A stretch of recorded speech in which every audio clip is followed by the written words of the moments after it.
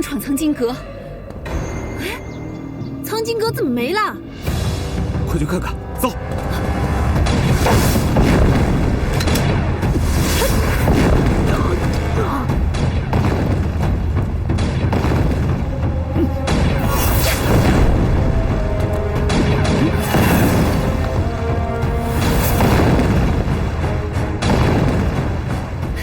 识相的，赶紧把5星酒店单交出来！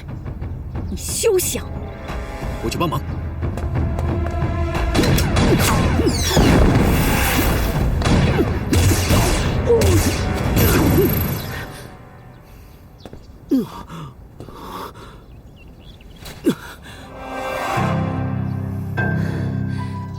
大荒八魔，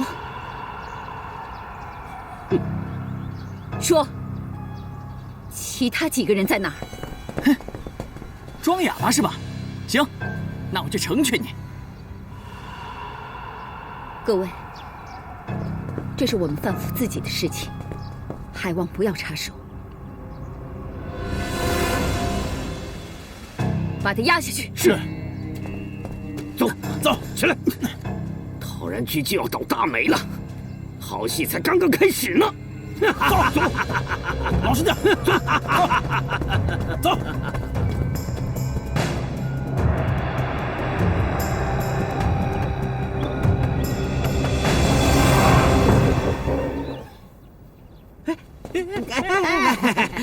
你不能出来啊！走开！哎，小青云，你可不能学你娘啊！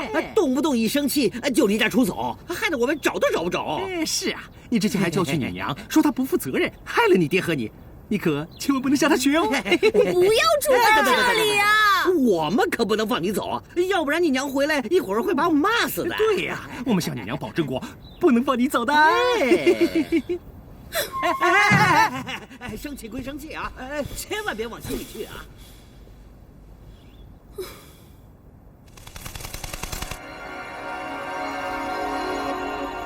怪鱼，你怎么来了？青云姑娘，青云姑娘，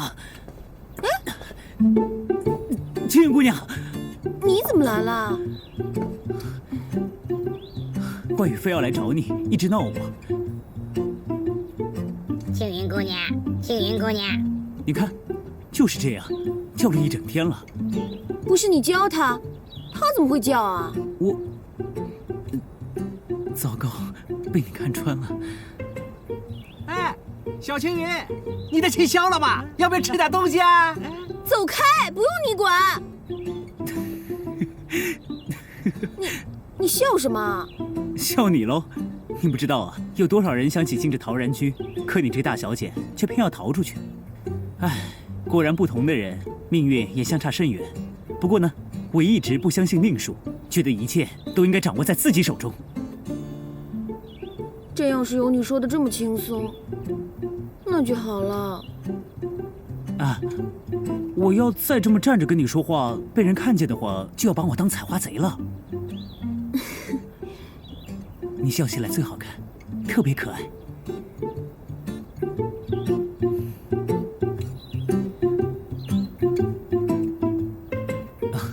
好了，我走了。哎，你的鹦鹉。怪宇陪着你作伴，怎么教他，你懂的。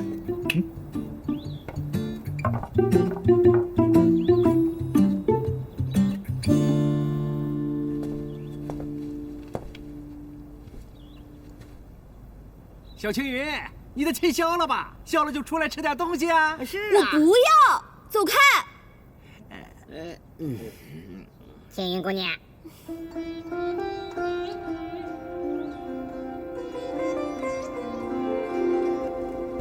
蜀山弟子果然气度不凡。哼，虽有摩擦，关键之时还是会挺身而出。之前若有得罪，还请见谅。夫人不必多礼，危机之时，我们几个人自然不会袖手旁观。各位请坐，奉茶。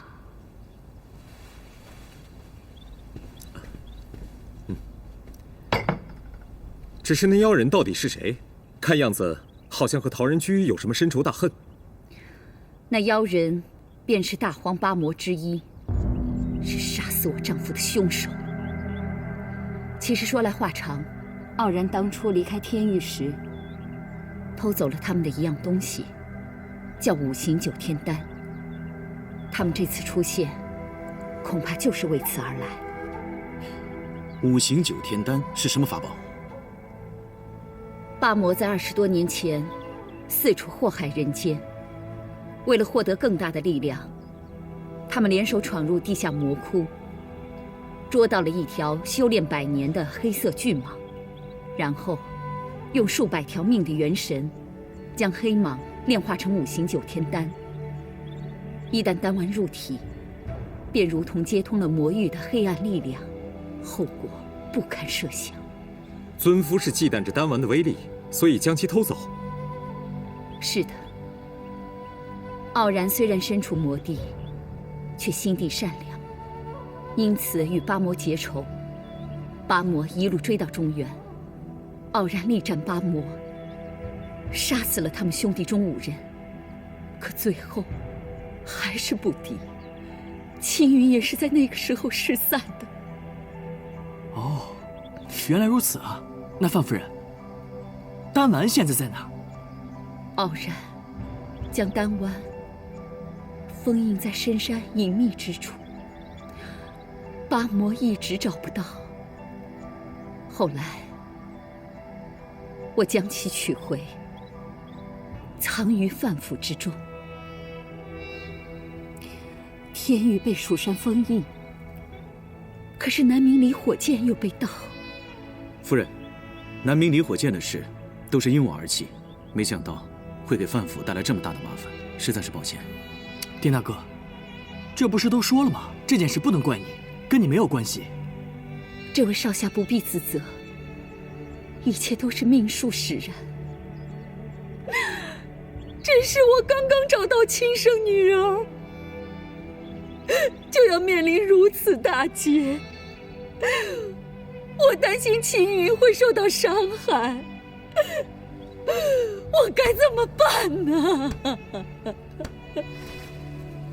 放心吧，夫人，此事因蜀山而起，我们几个人自然不会坐视不理。对，夫人，我们会跟陶然居一起共同进退，不会让妖人得逞。多谢各位，多谢。小心！若不想背负更多人命，就带着五行九天丹和云中雷，来陶然居后山旧庙交换。夫人，大事不好了！前来提亲的公子们全被人抓走了。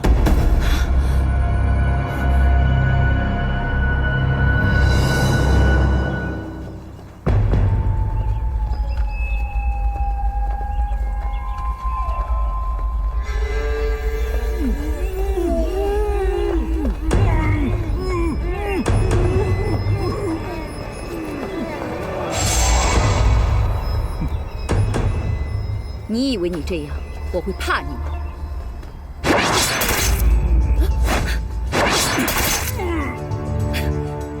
你们这么滥杀无辜，难道就不讲一点江湖道义吗？江湖道义？范小雪，你夫君抢了我的宝物，还杀了我的5个兄弟，这叫江湖道义？识相的把五行九天丹给我交出来，否则别怪我刀剑无眼。夫人，如此歹毒之人，如果让他们得逞，后果不堪设想。是，假如这样就妥协，也太不像话了。我不会让更多的人送命。算你还识相。好了，不要再浪费时间了。你放心，我会放了云中雷。不过你们2个要先离开。至于五行九天丹，我会用我的方式交到他的手里。我们怎么知道你不会捣鬼啊？这些人的性命对我来说很重要，我只是要确保万无一失。好，我就信你一回。放人。哼！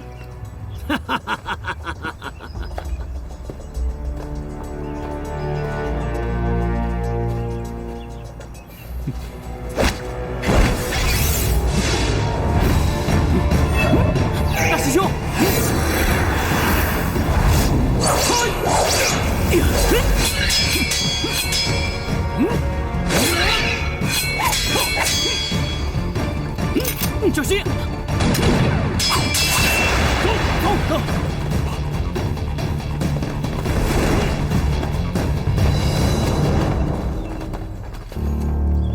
先把人放了。是。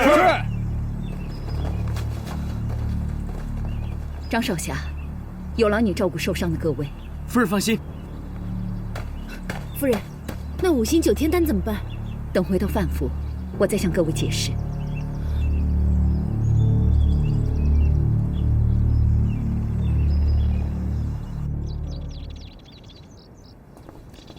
夫人，我们得把5星9天丹抢回来。如果那丹丸的威力真的像你说的那么大，那到时候丧命的就不止这几位贵公子了。这我当然知道，不过他们暂时还使用不了。这当中会不会另有玄机？当初傲然忌惮那八魔来抢，未绝后患，就用自己的血给丹丸下了一个封印。现在要解开封印，依然需要他的血。可是他已经死了，难道这个封印永远解不开了吗？封印血脉相承，傲然的血依然留在青云的身体里。那妖人会不会伤害青云？不会，我的哥哥们一直守在青云的门口。当时我答应交换，只是缓兵之计。只要我们保证青云的安全，就一定有机会取回丹丸。哎呀，小青云啊，你这生气生的也太久了吧？要不然舅舅给你讲个故事啊？当他小孩子。哎，小妹，你终于回来了。小青云是不是气傻了呀？现在就只会说一句话：哎，走开，走开！是啊。哎，青云，青云。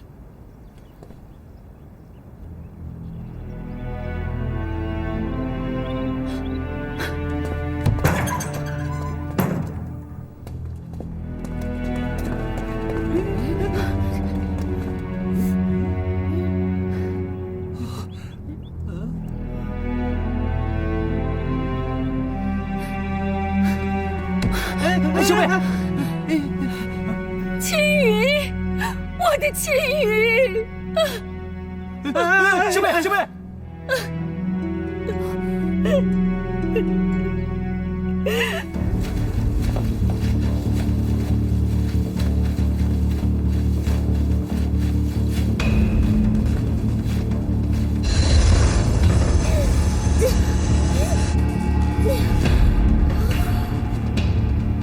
等了这么多年，总算得来全不费功夫。你这个混蛋，居然不安好心接近我，你到底想怎么样？抱歉啊，我是真的觉得你很可爱，只可惜，谁让你是周傲然的女儿？哼，自古以来，父债子偿。他偷了我的东西，我只好在你身上讨回来喽。是你杀了我爹！是他背叛了天域，要怪，就只能怪他自己。虽然我爹是个天域之人，但是也不会跟你们同流合污的。我一定要你们血债血偿。这血债，还不一定谁来血偿呢。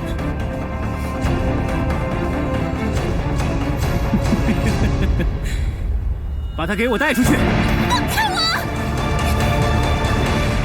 放开我！我来说，妹妹，好消息啊！什么情况？哎，刚才有人送了一封信，说这个好像是关于青云的什么情况？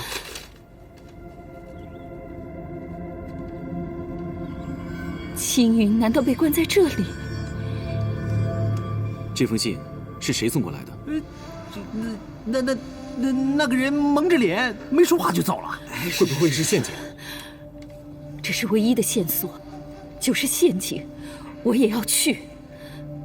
哥哥，你们守护好陶然居。我也跟你去。妹。小张，你留下来照顾受伤的公子，我们3个去救青云。放心吧，你们也要注意安全。走。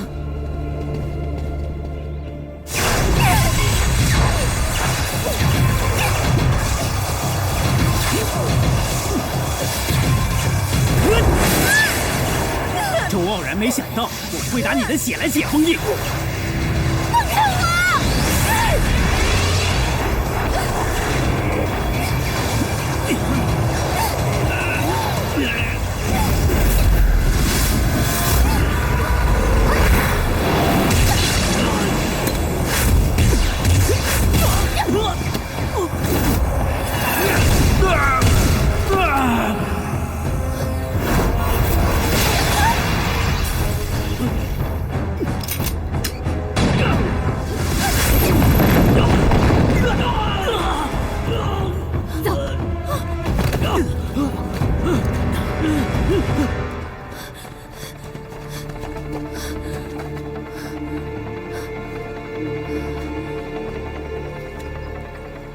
多谢你的救命之恩，你是？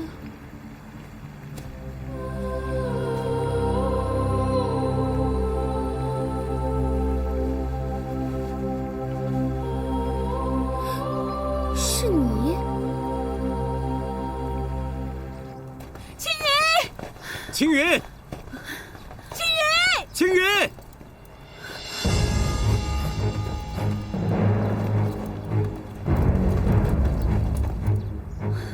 青云呢？装什么？不是你们的人把他救走的。既然如此，那我们就几条人命一起算吧。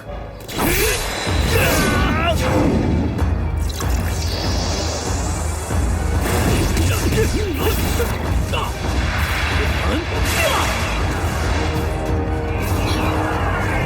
了，快阻止他！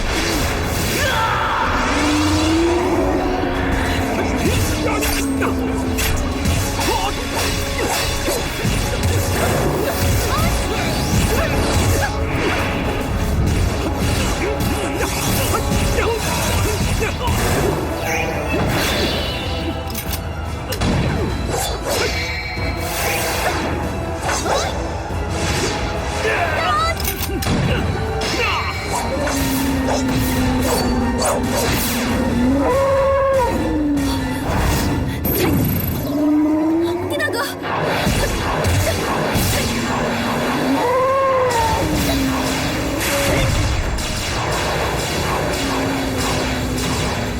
青云，你没事吗？快和丁云使用傲雪双剑！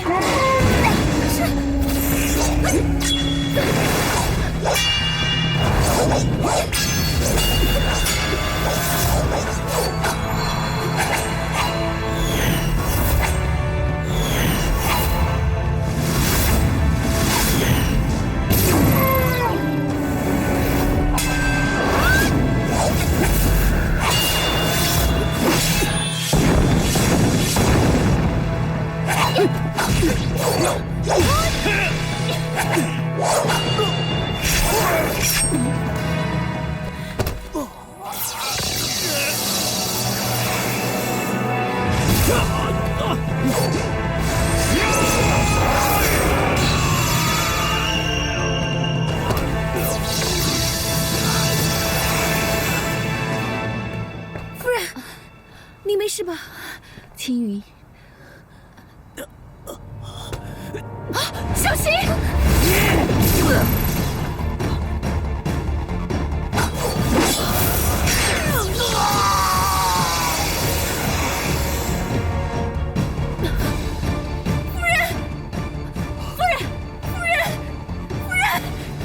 你醒醒啊，夫人！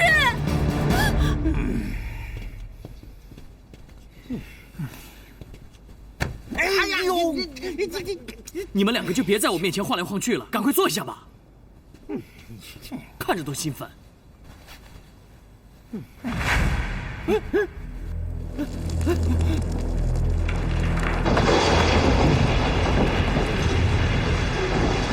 怎么回事？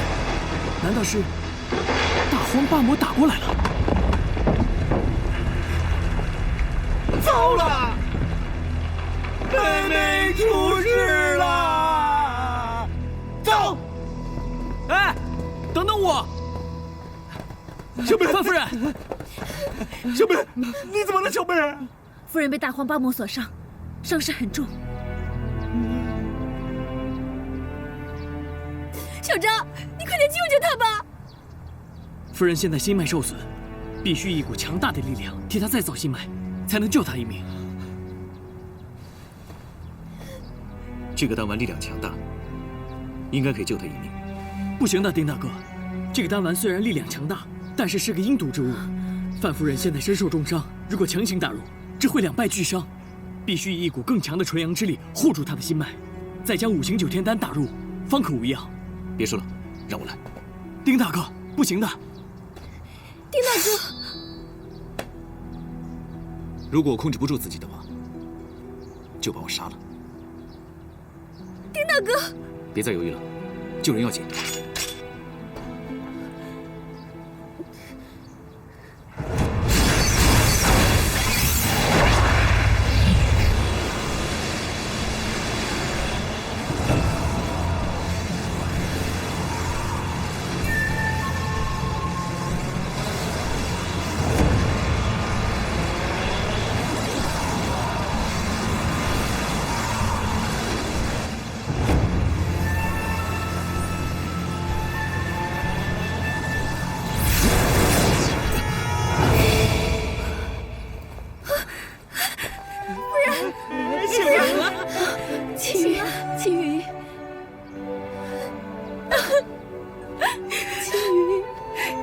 就好。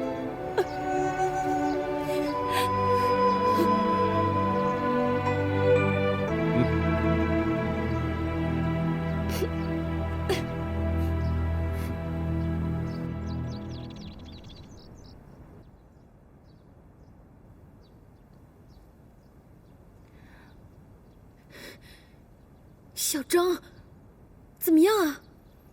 臭小子，你到底行不行啊？说句话呀！对呀，我妹妹她不会有事吧？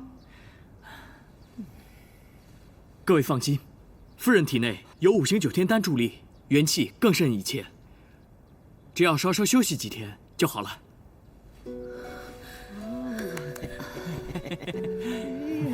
青云，刚才鬼门关走一遭，我心里最放不下的就是，我找了你那么久，才刚刚找到你，想到以后就不能陪着你，我心里就特别的难受。可是转念一想，只要你好好的、平安、健康，我就算是死1000次、10000次也愿意。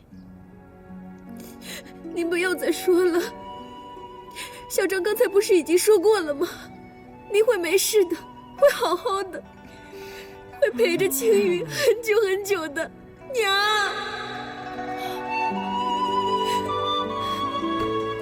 你叫我娘，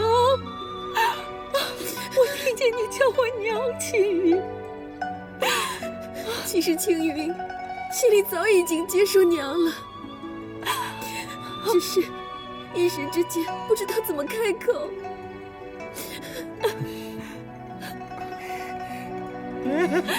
我今天真是太高兴了，我一不留神我就当舅舅了，真是太感人了，有人叫我舅舅了。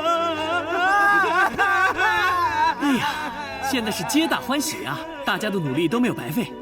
恭喜你，青云，你终于不再孤单了。青云，其实你最应该感谢的是丁少侠，若不是他好力替我续命，恐怕我们母女早已阴阳相隔。丁大哥，真的很感谢你。刚才你动用了赤魂石之力，身体没事吗？没事。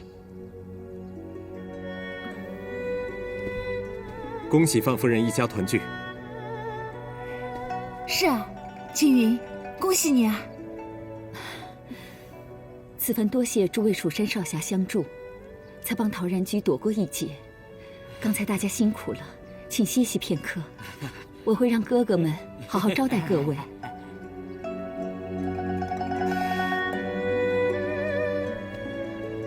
青云，娘带你去个地方。什么地方啊？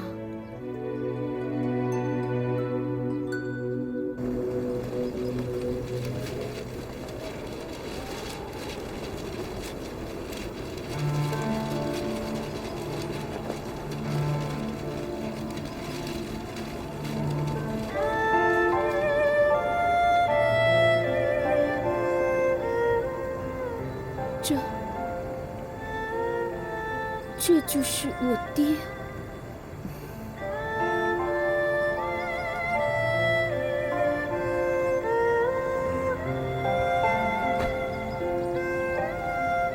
爹，女儿来看您了。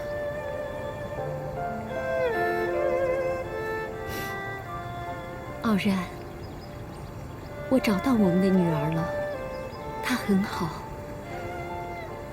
眼睛长得像你，又聪明，又漂亮。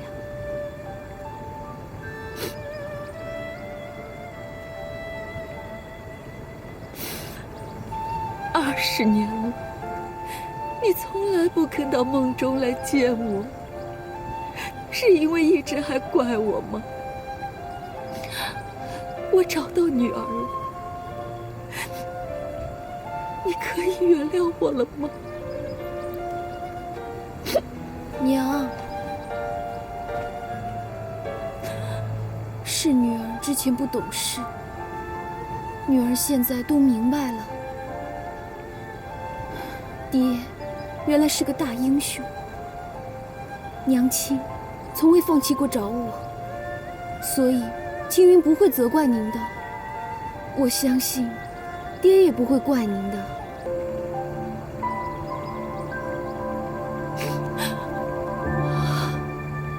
娘，还有一件事情，女儿还是想请娘让我自己做主。什么事情？我的终身大事，我想请娘不要再干涉了，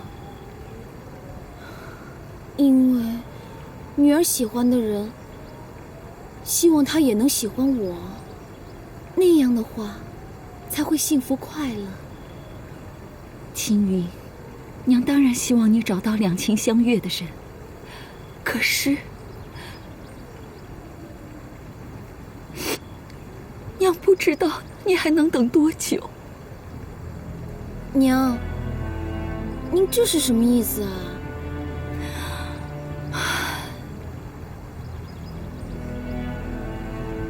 你身上流着你爹的血脉，也承受了你爹家族所遭受的诅咒。此病若是不能与心爱的人成亲圆房，就会气血耗尽而亡，且万般痛苦，是常人所不能承受的。不可能，这世上哪有这么奇怪的病啊？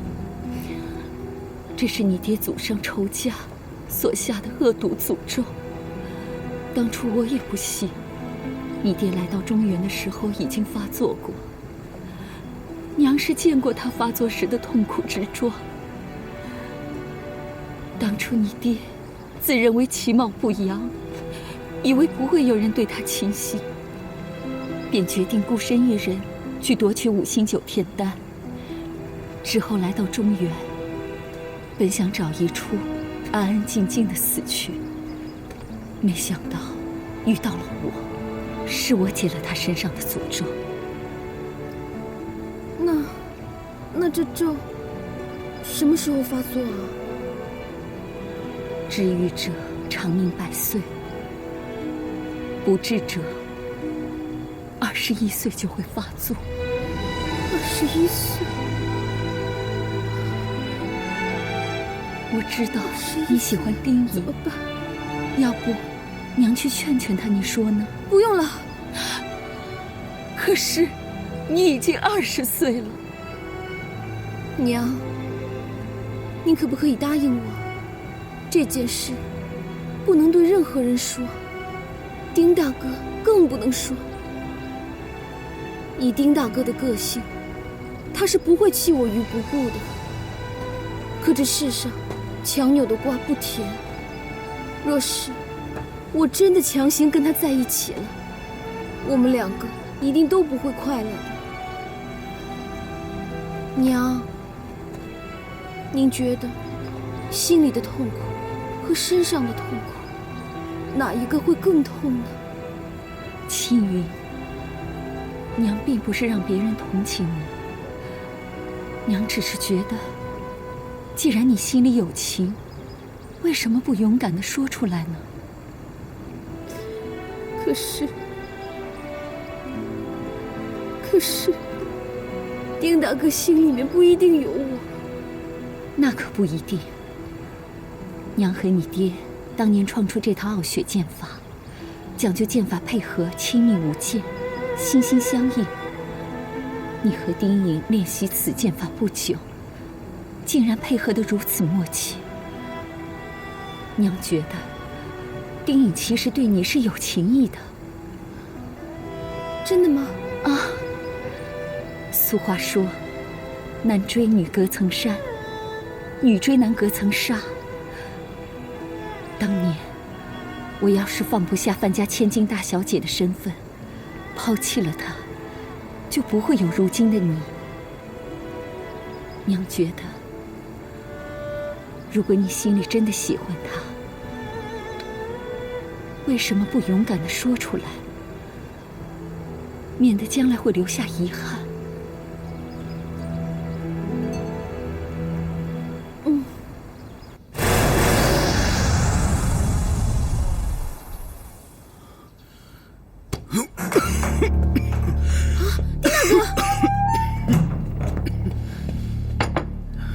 你怎么了？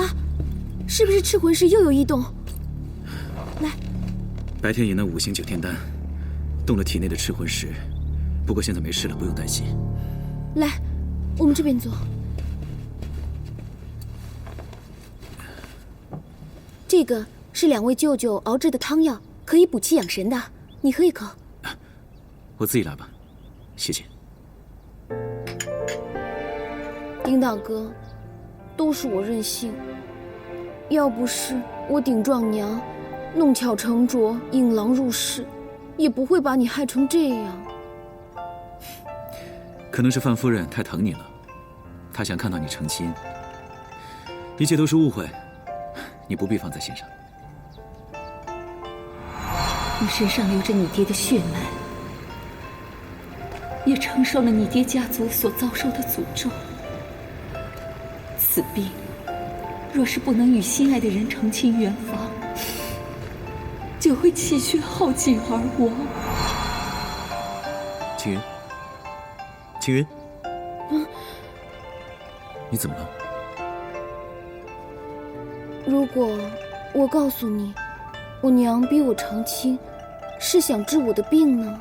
什么病？我娘跟我说，因为我爹的天域血统，所以我身上带了一种怪病，如果21岁之前不能成亲的话，就会病发而亡。如果是真的，你会愿意娶我，救我的性命吗？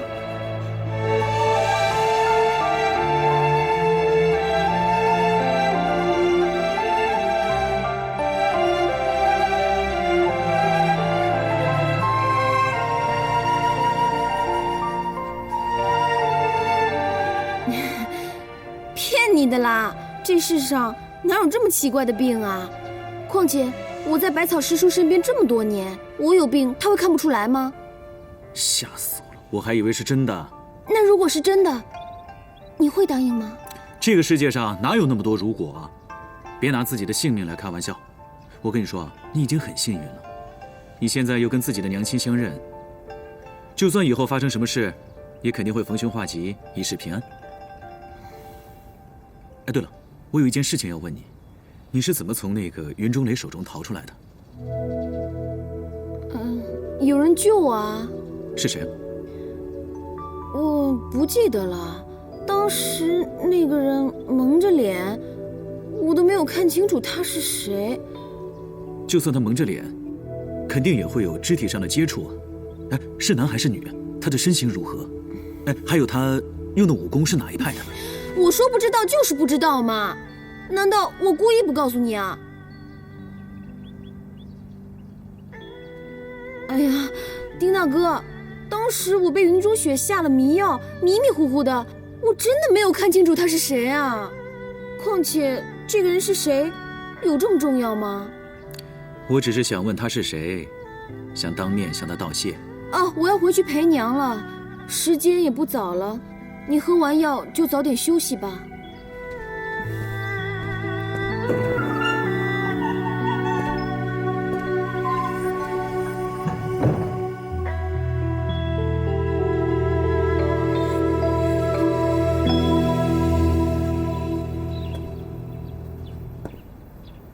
丁大哥，如果我真的死了，你会不会为我难过？若是我告诉你实情，你会不会答应娶我？那样的话，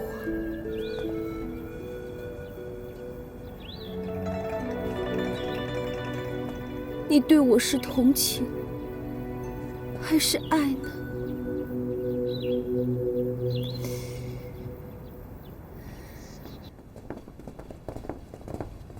范夫人，这里是什么地方啊？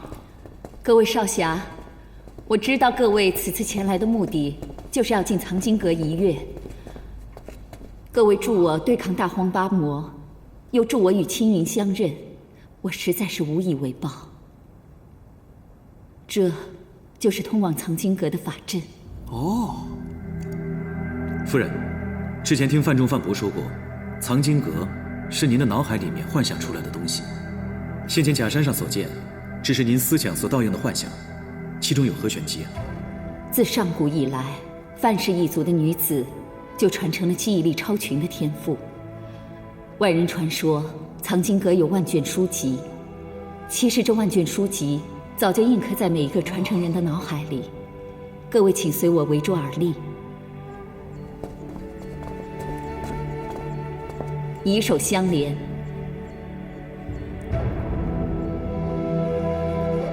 嘿嘿嘿嘿。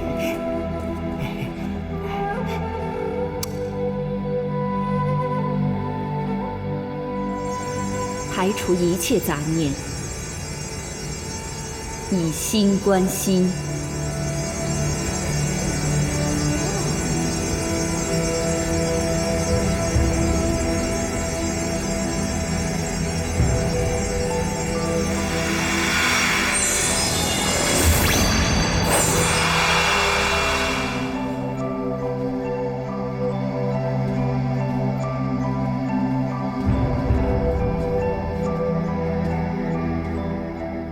天下都知道陶然居有藏经阁，里面有先祖收藏的各路武功秘籍和江湖秘史。各路习武之人为了一探究竟，不惜使用各种手段，趋之若鹜。可是进来的人却少之又少。其实，藏经阁是印在我的脑海之中。哎，那夫人，请问您知道紫青双剑和神木剑的下落吗？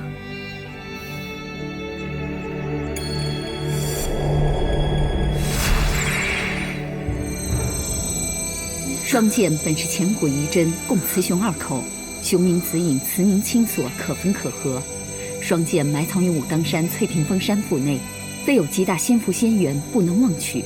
而100年后，凶剑幽冥从魔地出世，为了克制凶剑煞气，仙人将紫影剑取出，用其罡煞之气封印幽冥剑于莽苍山之巅。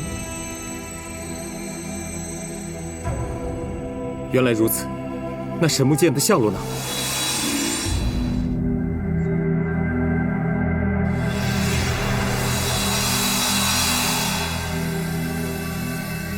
相传上古东方神木扶桑，周身闪耀银光。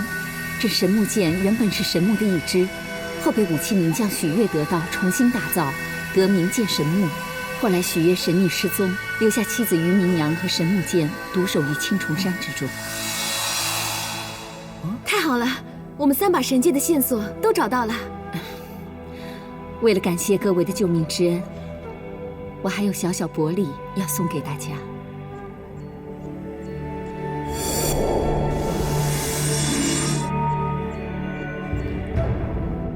这是这是你们蜀山剑派点苍峰失传已久的点苍剑法全集，我这里幸好藏有一本。那我这本就是《百草实录》。对，这是上古神农氏尝遍百草所记录的心得，有助张少侠钻研修习。多谢夫人。紫英姑娘，我不知道你有什么需要，藏经阁的武功秘籍，你自己挑一本吧。啊，多谢夫人，紫英没有什么需要的。娘，那么我也只能挑一本吗？傻孩子，藏经阁以后都会传给你的，这些武功秘籍都会给你。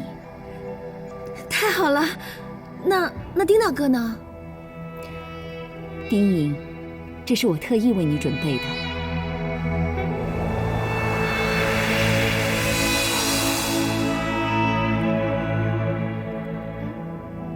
此书乃太清真人当时游历陶然居时写下的修炼赤魂石心法，后于范府收藏。现在我把它传赠于你，希望有助于你修炼赤魂石。如此珍贵，夫人您费心了。不必言谢，各位既然已求得所需，那现在我就带各位回去吧。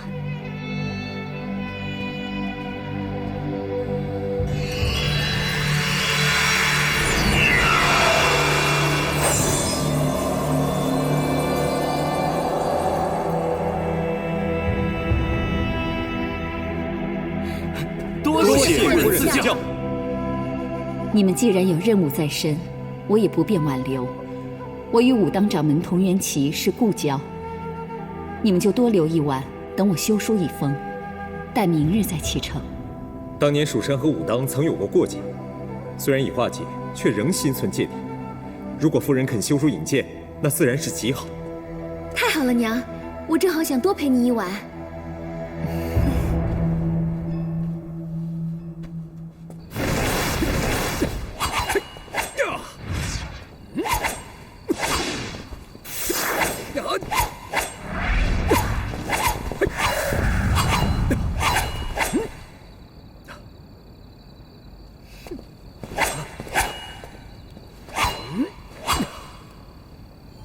紫英，这藏经阁果然名不虚传，点苍剑法早已失传。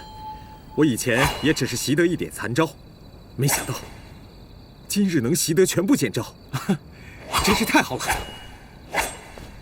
你先是得了范夫人的青睐，现在呢又得了失传的剑招，唉，你可真是春风得意啊！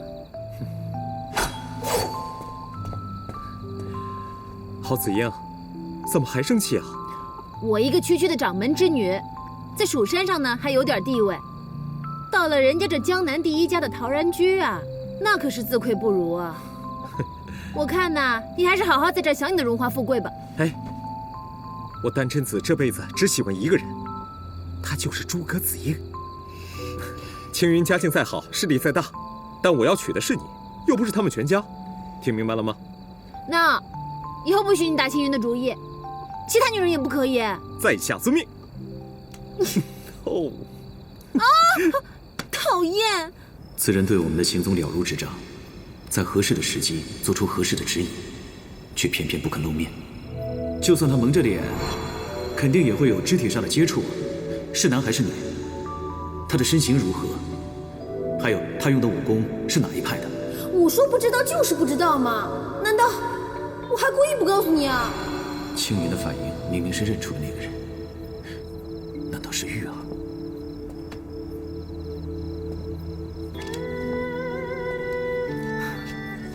丁大哥，不是我说你，你怎么还在想着那个妖女呢？你是嫌她害你害得还不够惨吗？没有，我只是怀疑。就是因为青云的一个态度，你就怀疑那个妖女又出现了？那青云她被劫走，云中雪有没有对她怎么样？她有没有受伤？她现在有没有好一点？这些你都问过她没有？你根本就没有关心过她，上来就揪着乱七八糟的问题一通逼问，她能开心得起来吗？我没想这么多，是我太粗心了。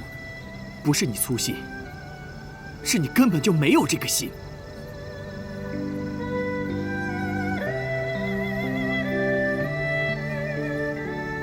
自从我们两个来到蜀山以后，青云就一直在帮助你、照顾你。每次你犯错，他就替你说话；你被罚了，他恨不得替你受罚。为了教你练剑，还被小茹师伯责罚。上次你被囚禁一时，他跪在凌云峰广场几天几夜不吃不喝，两条腿肿得像个萝卜一样。他来问我拿药的时候，还一直叮嘱我，要我千万不要告诉你，因为他害怕你知道了以后会担心。你说这么好的一个姑娘，范夫人让你娶她，你为什么不答应呢？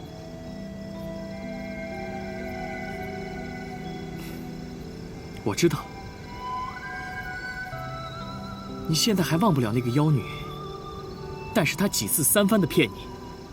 最重要的是，她手上沾满了同门师兄弟的鲜血，她简直是一个魔鬼。而青云呢，她善良、单纯，而且她心里面装的全都是你。你说这么好的一个姑娘，难道就比不上那个魔宗妖女吗？小张，你现在需要听我说，为了一个不堪一提的人，去伤害真正对自己好的人，这样值得吗？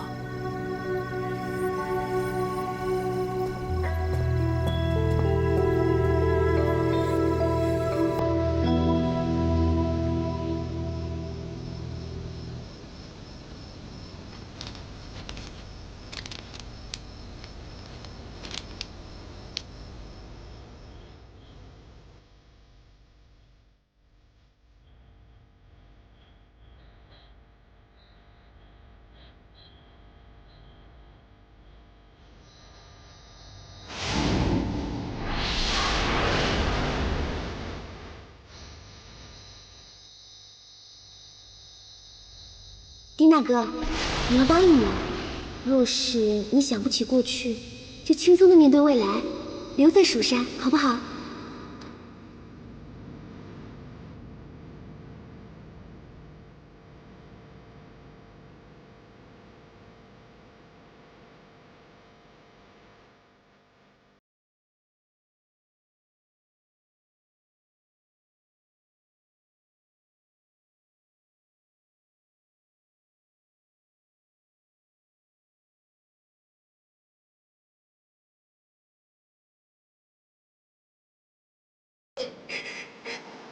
你快点醒醒啊！你快点醒醒啊，丁大哥！丁大哥，你不可以这样！丁大哥，娘说的对，不就是说出喜欢你吗？又不会少一块肉。告诉他了，哪怕被拒绝，也没有遗憾。我就努力，试着最后一次吧。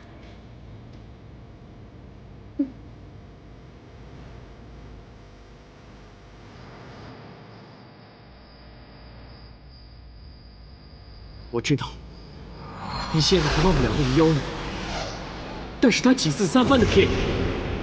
最重要的是，她手上沾满了同门师兄弟的鲜血，她简直就是一个魔鬼。而青云呢，她善良、单纯，而且她心里面装的全都是你。你说这么好的一个姑娘，难道就比不上那个魔宗妖女吗？青云，你是天底下最傻最笨的大木头，我讨厌你！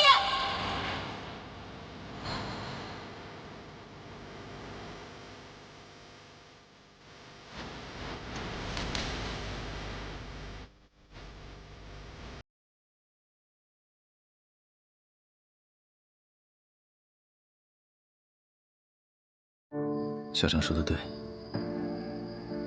我是世界上最好坏不分的大木头。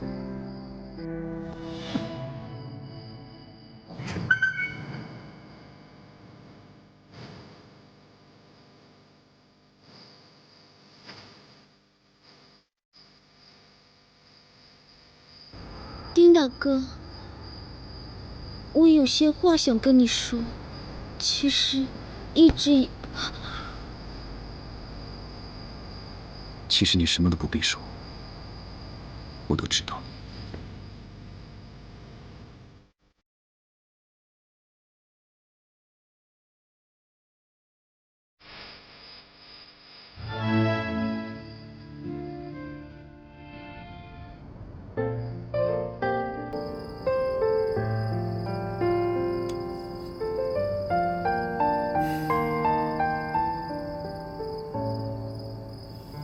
丁大哥，你刚才说的那些话都是真的吗？我感觉像做梦一样。你现在后悔还来得及啊？不是，我不是这个意思，我只是太高兴了。我以为你永远都只会把我当成小妹妹。你还记得我刚来蜀山的时候，你跟我说什么吗？什么？你说人应该向前看，不应该沉溺过去，要珍惜身边所拥有的一切。掌门也曾经教导过我，说要放下执念，究竟自在。但是这么多年以来，我一直奢望一些虚幻的东西，执着于自己的心魔，差点辜负你对我付出的一切。丁大哥，我对你的好从来都没有想过要得到什么回报的。那个不是回报，是回应。以前可能是我太愚钝了，对我最好的人，其实一直在我的身边。青云，你肯让我以后好好保护你，呵护你吗？嗯。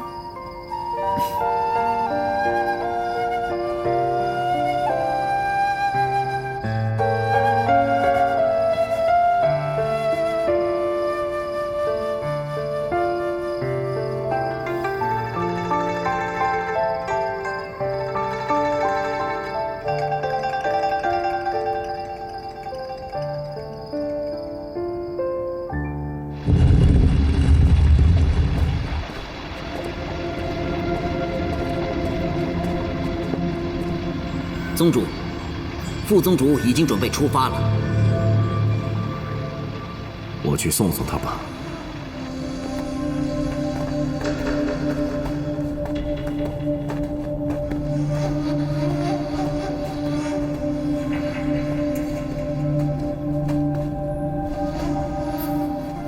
血池已经储满，我不在的时候，你保重身体。你就没有什么要嘱咐我的吗？平时被你教训惯了，不说点什么反倒不自在。现在丁颖今非昔比，诸葛玉我愿意放他下山，必然是有些把握。此行危险重重，你千万别再像以前一样鲁莽，凡事要好好的筹谋。你在关心我啊？时候不早了，出发吧。哎，金我很好奇，在你的心里，是我重要还是你女儿重要啊？我知道你心里容不下玉儿，但她毕竟是我的血脉，必要的时候，你可以利用她，但千万别伤害她，记住了。好，我答应你，但你也要答应我一件事。事成之后，我帮你达成心愿，你就要娶我做宗主夫人。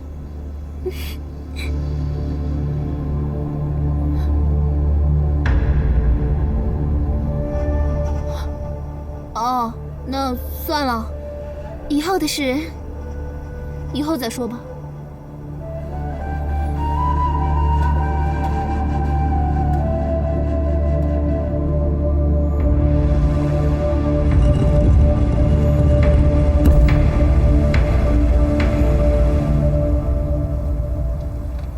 到了武当，将这封信交与佟掌门。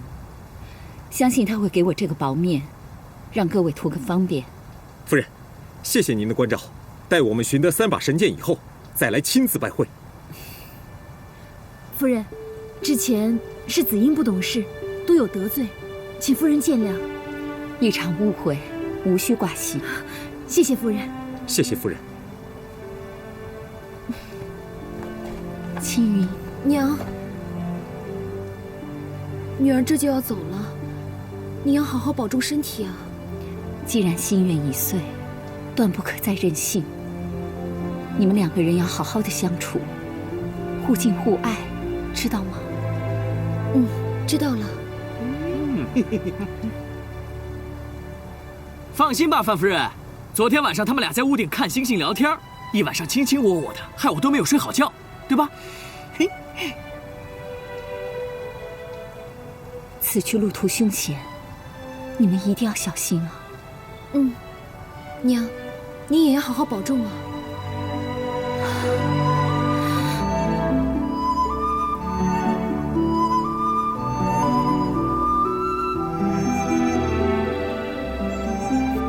去吧。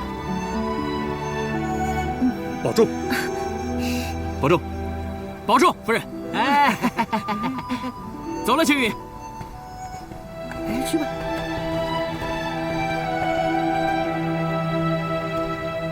再见，再见。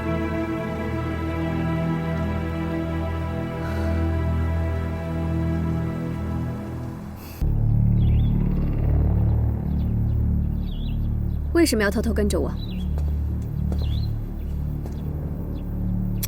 关心你都不可以吗？关心我，恐怕是捣乱吧？又或者，是我爹派来监视我的探子？怎么会呢？我是真的关心你，而且我打算给你来个贴身的保护。哼，我说过，不要再跟着我。哎呀，我也跟你讲过，我会始终站在你这边，不管你会不会给我任何回报。你每次除了这些陈词滥调，就没有些新鲜的词吗？啊，我的话当然没有丁颖的故事那么新鲜啦。你说什么？你还忘不了他，对不对？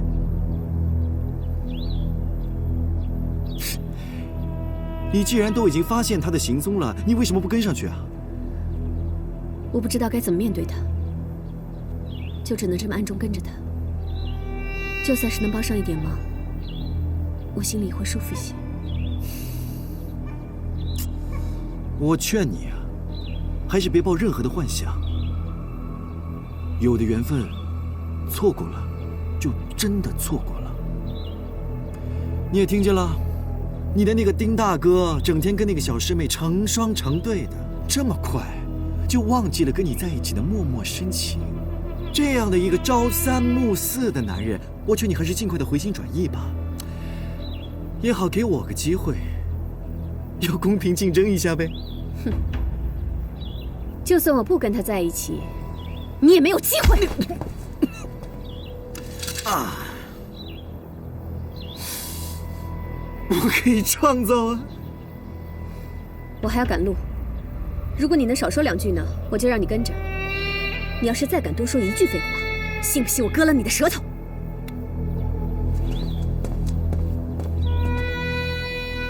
割舌头，太恐怖了吧！哼，不过我就是喜欢你这样。师姐，你为什么不要那蜜饯啊？哎，不用不用，我真的不需要嘛。干嘛呀你？哎，丁大哥，这前面就是武当的地界了。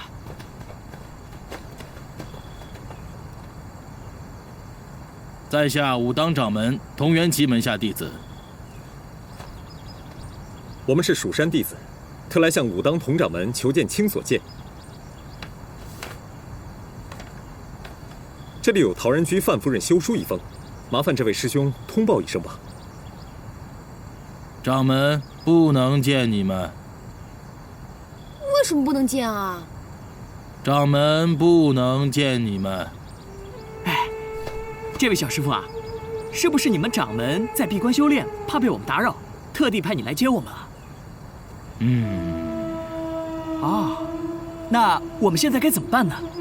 掌门吩咐，先请几位到我山中别院休息一晚，明日再面见掌门。走吧。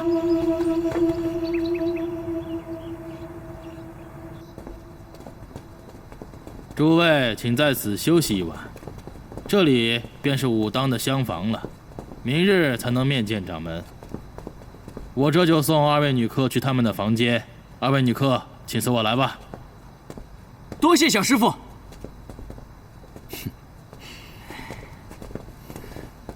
哎呀，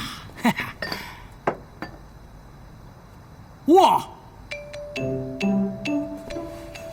哇！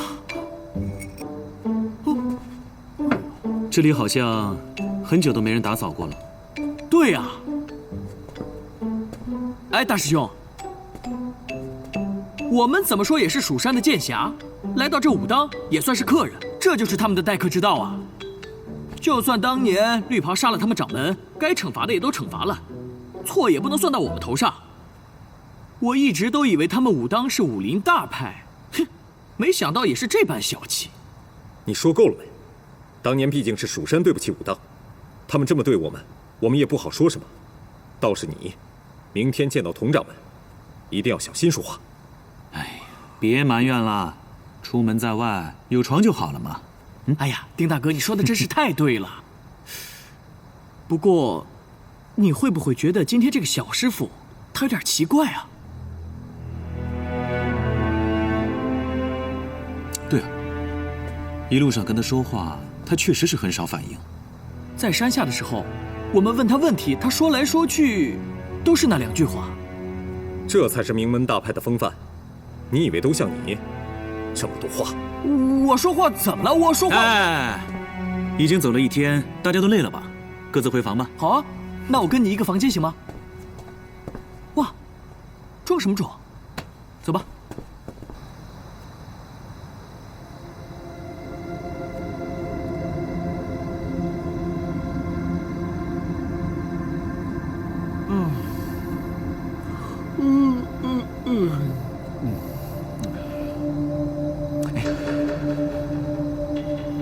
月儿，你要真那么喜欢看电影睡觉呢，我可以给你来一招隔墙有眼。你想干什么？我五鬼天王本事可大着呢，稍微动动手指头，面前的这道门就可以变为无形，让你看个够。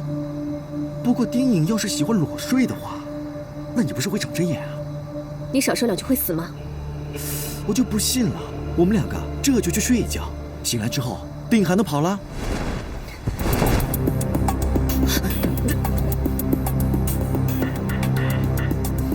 月儿，你这样……闭嘴！有人跟上。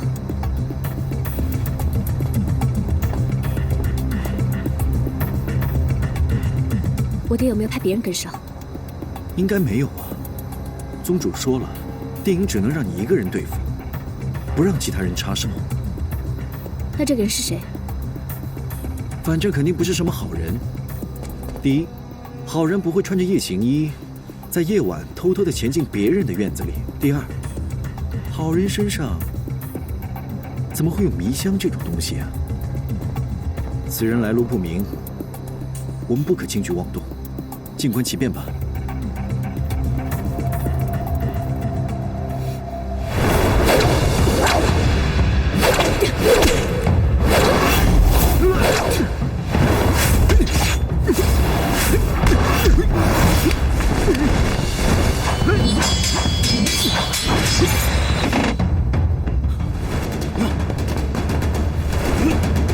月儿，你没事吧？喂，月，哎，我就知道跟那个丁颖绝对没什么好事。什么人？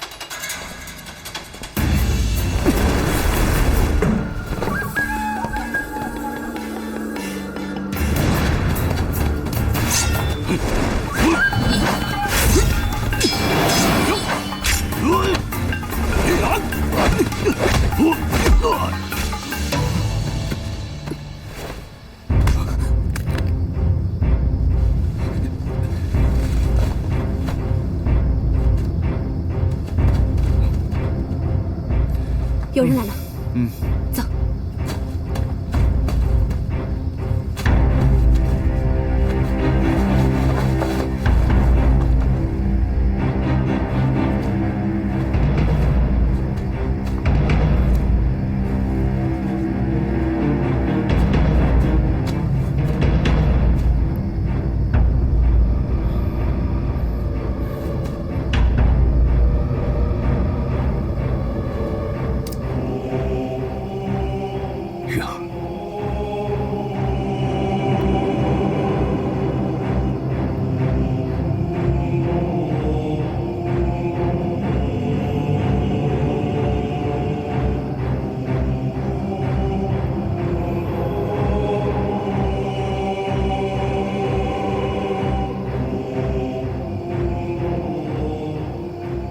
李大哥，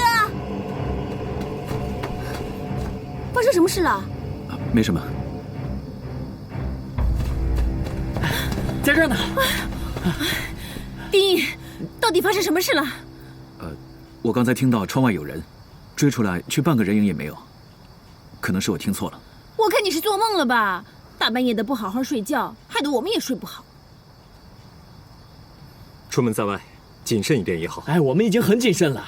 哎，诗妍姐姐，你要是觉得休息不够的话，那我就尽快给你配些药。女人嘛，要是晚上睡不好的话，白天没有精神。那么好了好了，回去睡吧。啊，再见。哎，那我们先走了。丁大哥，你到底怎么了？没什么，可能我太紧张了。嗯，那我们走吧。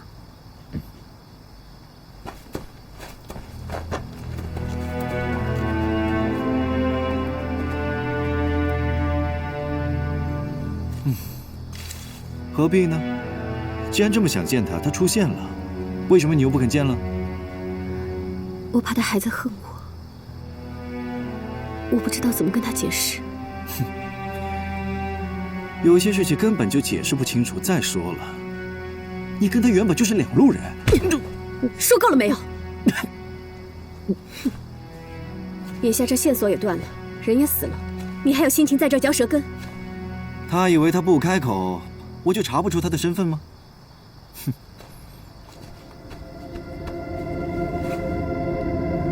喏，哎，别碰他，你别凑得太近啊。这个可是天域药性极强的迷烟，只需要一点点，就能迷倒一大片人。天域，又是天域，妖人。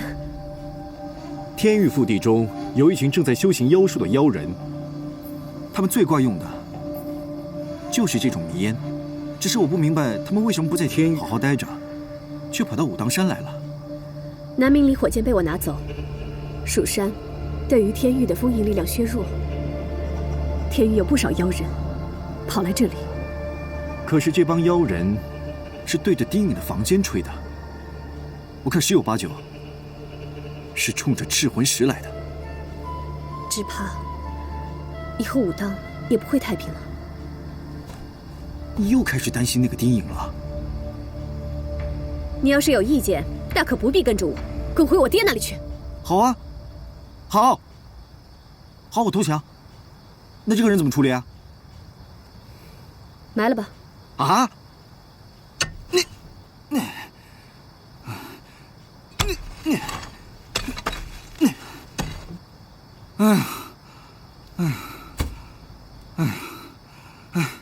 我五鬼可是堂堂神宗左使啊，没想到跟着你，居然干起这种杀人藏尸的脏活，真是想不到啊！这帮天域的和尚来路不明，要是被他们发现死了人，肯定会有所戒备。那咱们在这暗处的优势就没有了，所以还是不要打草惊蛇的好。可是这也太不符合我五鬼的性格了。我五鬼这个人啊，喜欢一阵风来，一阵风去。哎呀，早知道就把九都送我的2瓶化尸粉带来了，这样的话，这个家伙就可以被化为灰烬，这才叫不露痕迹嘛！啊！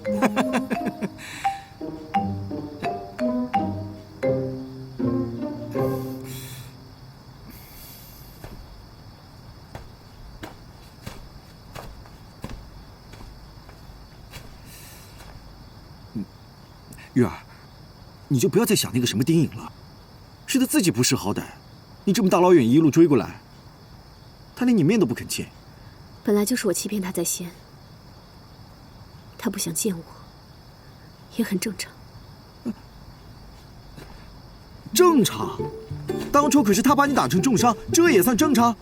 我看那个丁颖压根就是配不上你，什么名门正派啊，正人君子，简直就是狗屁。不过，你看我们俩，一个是鬼王，一个是神宗的千金，咱们俩才是一对嘛。闭嘴，干活。我们得赶快查清楚他们的计划。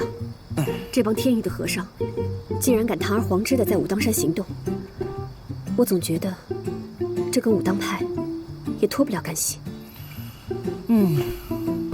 你说的对，可惜我们俩这样的日夜监视，就算是大罗神仙也扛不住啊！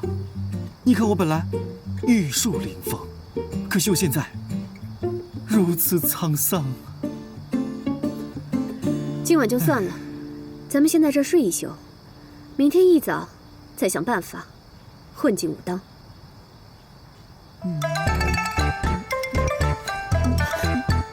你这什么表情啊？开心啊！你想，我们两个可以在这么美的月光下，以天为被，以地为床，共度良宵。我是树上，你是地上，没有良宵。喂，我，早知道就让你把那个迷香给闻了。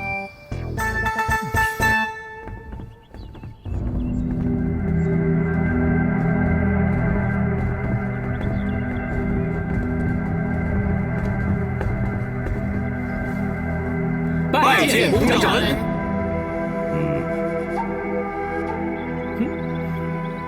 诸位远从蜀山前来，不知有何贵干呢？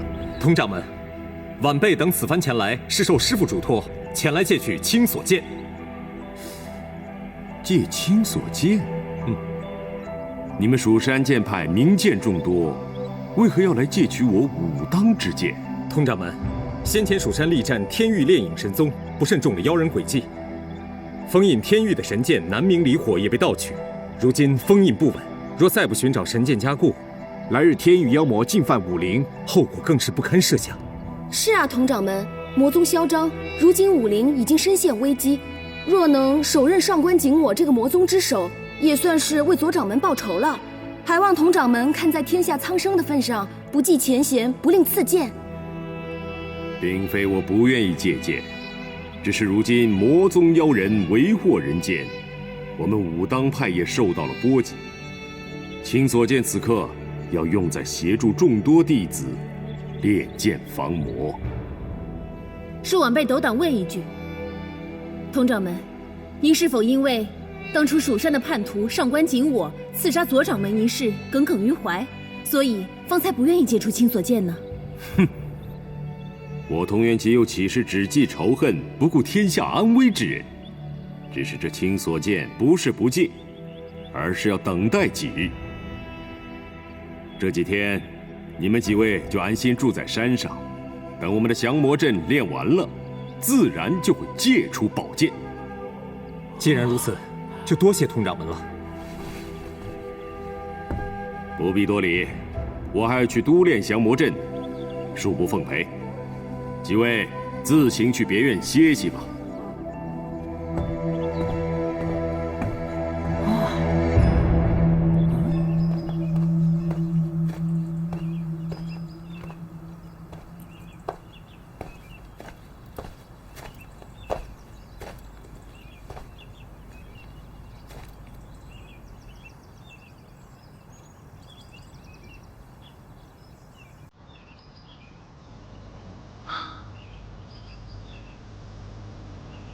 玉儿，你昨天明明来过的，你为什么不跟我解释清楚？你为什么要走？为什么？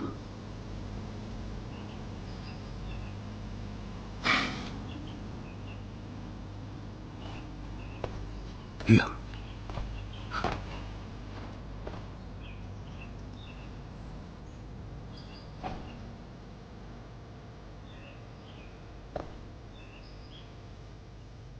丁义，你到底是怎么了？既然已经决定忘记，又为何不停地想起？你这样做，如何对得起青云？丁大哥，我刚刚看到你魂不守舍，真的很担心你。你到底怎么了？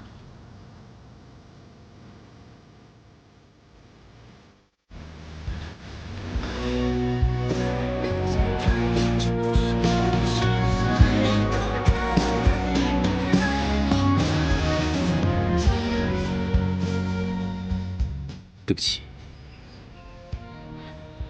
我会努力忘记过去，然后重新开始。我相信你，我真的相信你，青云也会好好保护你，永远都不会伤害你。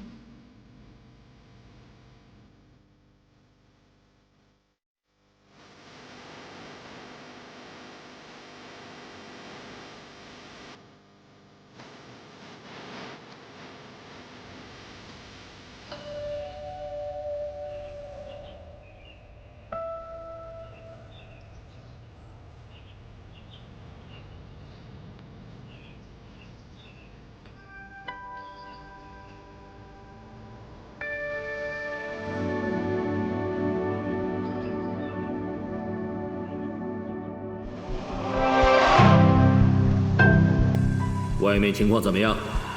很安静，那绿袍也不知道在琢磨什么，一点动静都没有。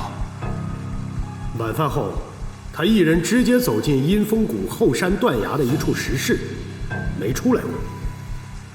石室非常隐秘，平常绿袍就常去，但是没有人知道他在里面干什么。有秘密，我这个人最喜欢听别人的秘密。你们两个继续监视谷里的一举一动，我去看看。天尊，是显蝶金贵，留在这里可否妥当？绿袍要是敢来偷，我就让他有去无回。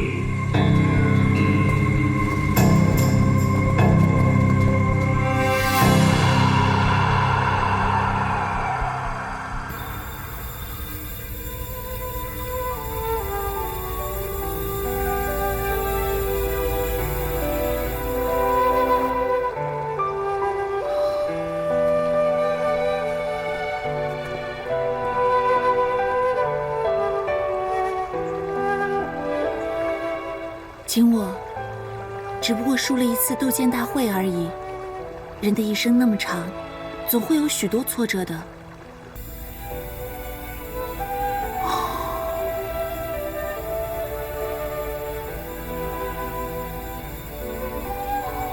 所以，这次拓跋来势汹汹，你相信我能挺得过去吗？我相信你，你一定可以的。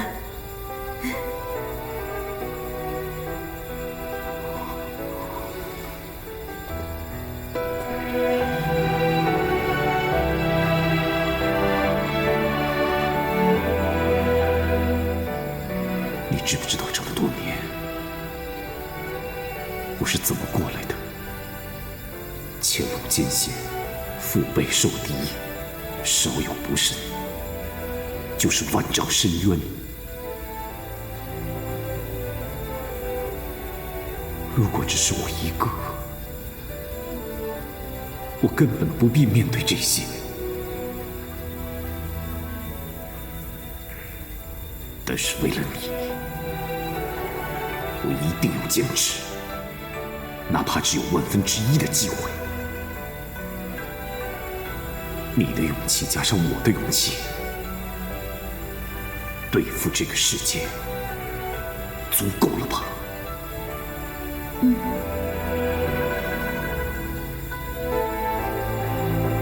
你再等一等，再等我一下，很快我们就能够再见面了。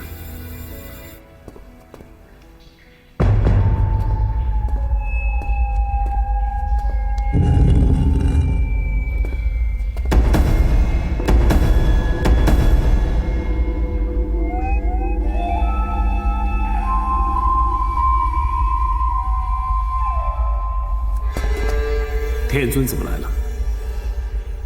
怎么了？阴风谷有这样一个地方，而我却不知道。我只是觉得此处僻静，辟出来让自己打坐冥想，本也没什么不妥。不过人总有点私心，想为自己留下个小天地罢了。天尊若是想参观，请便。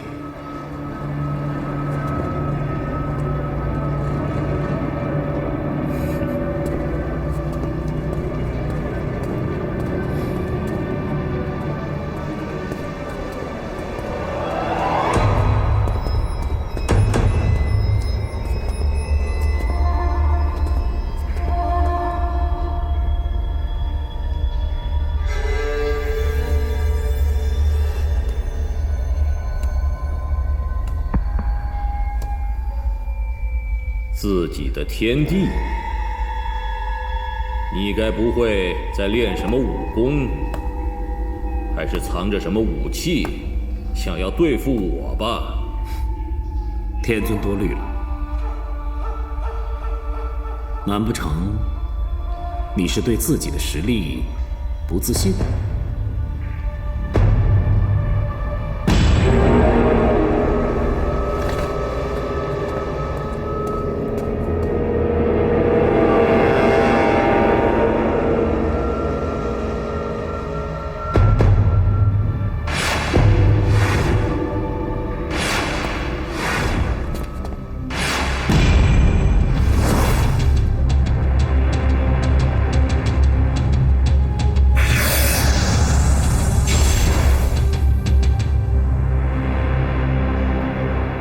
天尊还有什么事吗？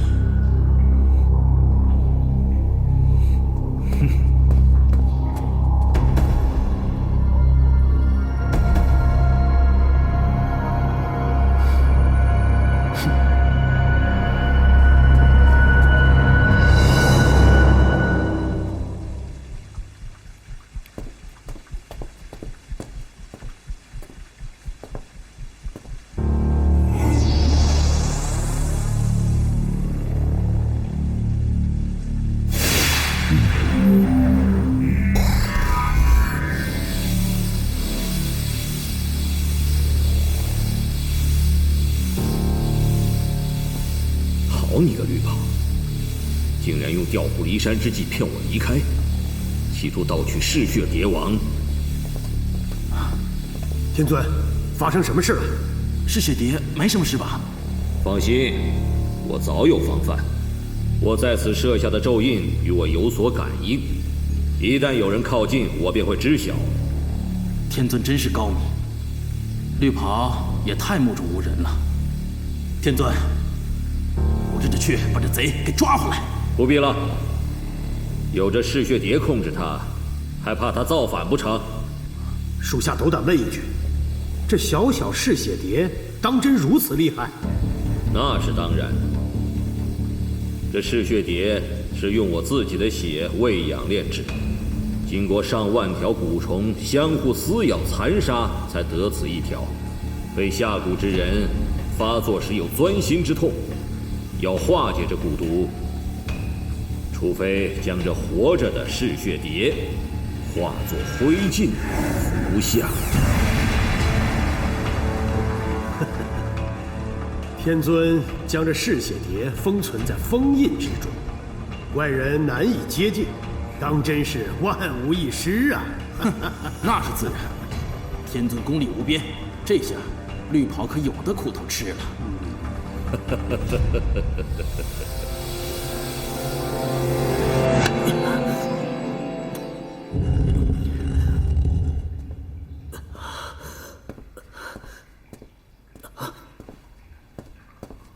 宗主，你怎么了？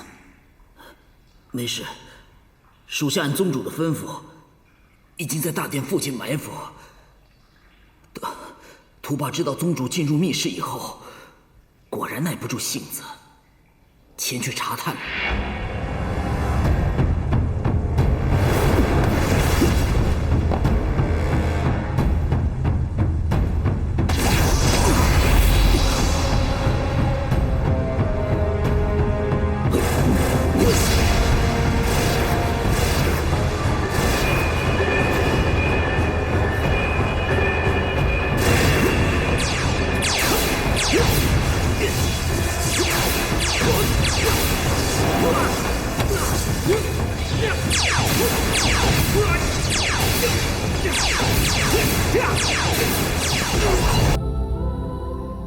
多亏天尊神机妙算，早在这鸽子身上下了毒。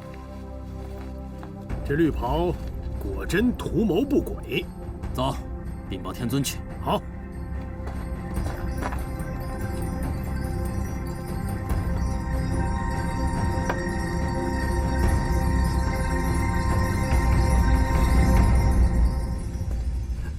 看来他还是心急坐不住了吧？天尊，他是不是让屠妹回来替他解围呀？不是，绿袍是不让他回来。什么？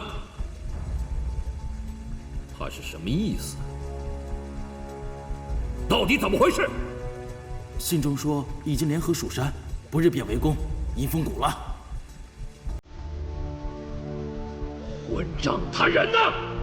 属下方才见他往雪池方向去了。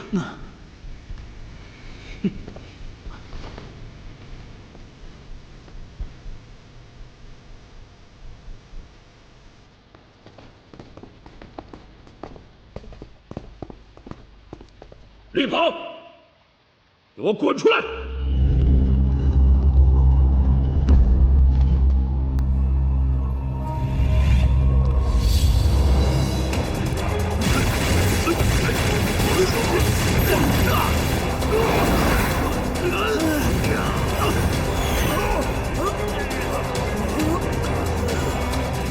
绿袍！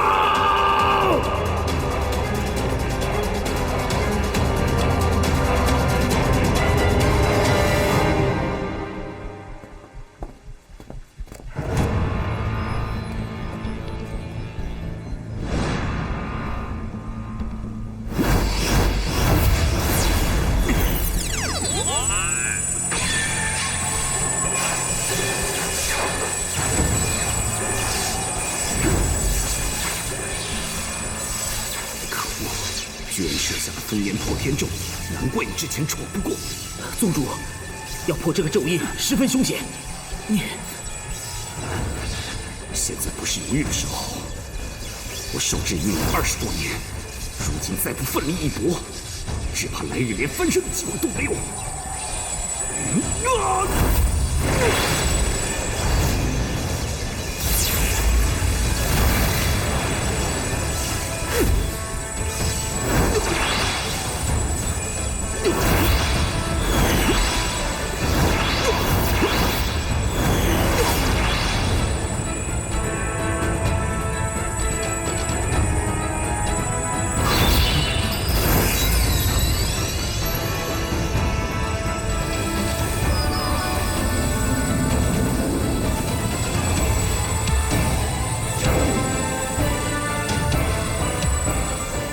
这就是蝶王，是不是将这虫子化为灰烬服用，就能破血术之术？没错，属下是听过屠霸说过这件事情。屠霸，当年你说江湖人心诡谲，没想到过了20多年，你还是没有学聪明。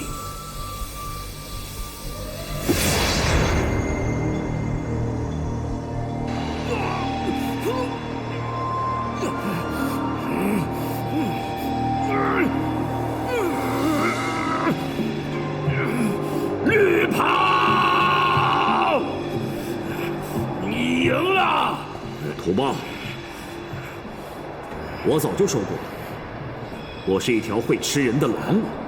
确实，我没有想到你上官紧我城府之深，没想到你可以忍辱负重这么久。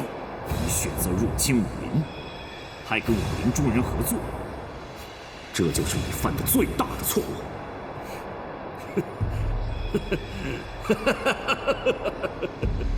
你以为你落在我手里，你还有翻身的机会吗？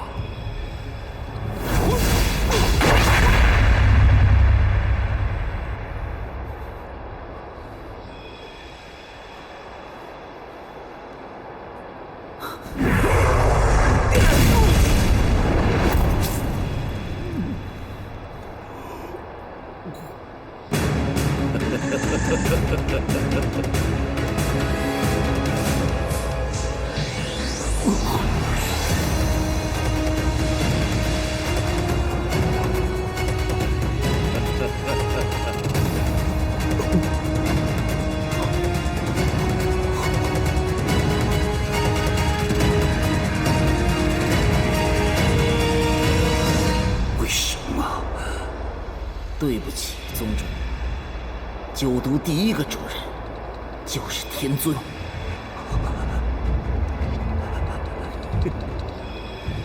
那嗜血蝶王，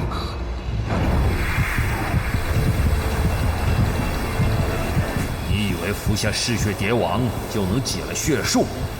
你错了。我千辛万苦培育出这只嗜血蝶王，就为让你承受噬骨钻心之痛。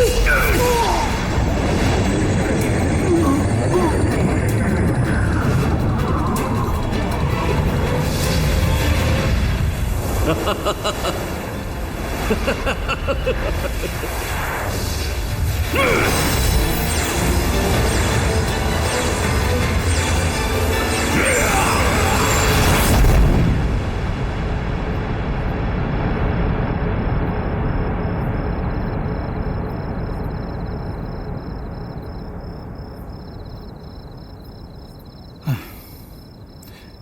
玉儿，你为什么每天晚上都要盯着丁颖的卧房啊？妖人行踪诡异，我们潜在武当山一整天，一点线索都没有，只好在这里守株待兔了。玉儿，我真没想到啊，原来你还有偷窥这个癖好啊！你有病啊！这是正事。正事。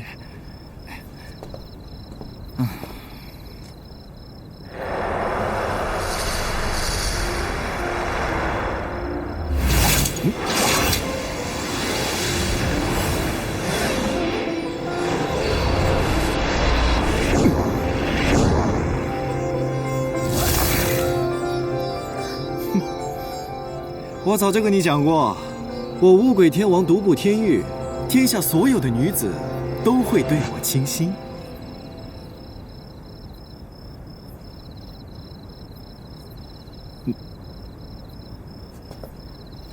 你跟我说实话，你有没有偷窥过我？没有。哎，丁颖来了。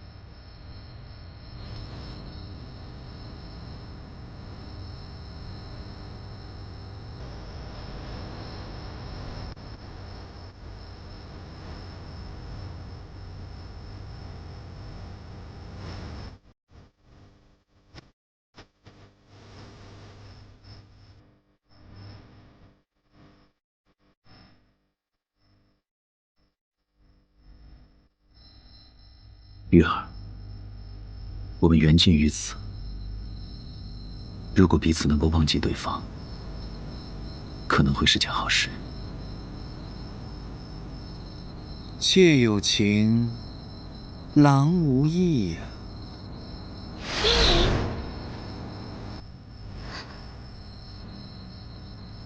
是我，子英。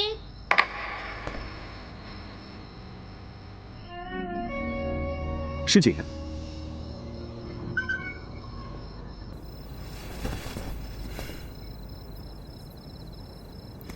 我能进来说话吗？当然可以。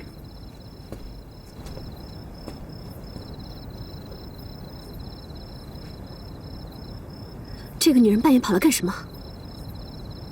我有预感，接下来一定有好戏看。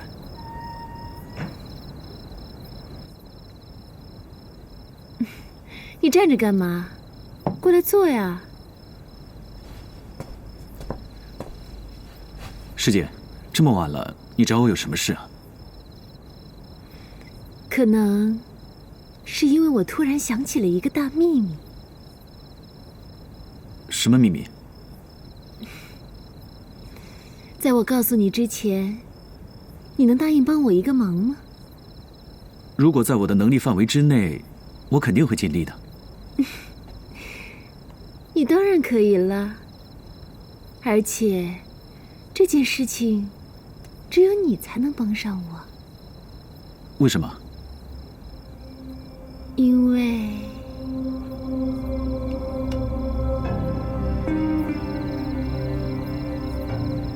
这个女人明明跟丹晨子是一对，为什么会半夜跑来丁颖的房间里？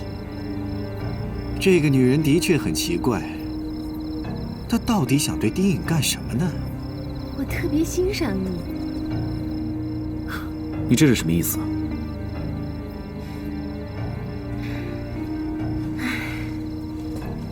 蜀山呢，虽为武林大派，可是我也看得明白，我爹是个中庸之人，这些年来并没有什么大作为，在他的门下呢，也没有什么特别出色的弟子。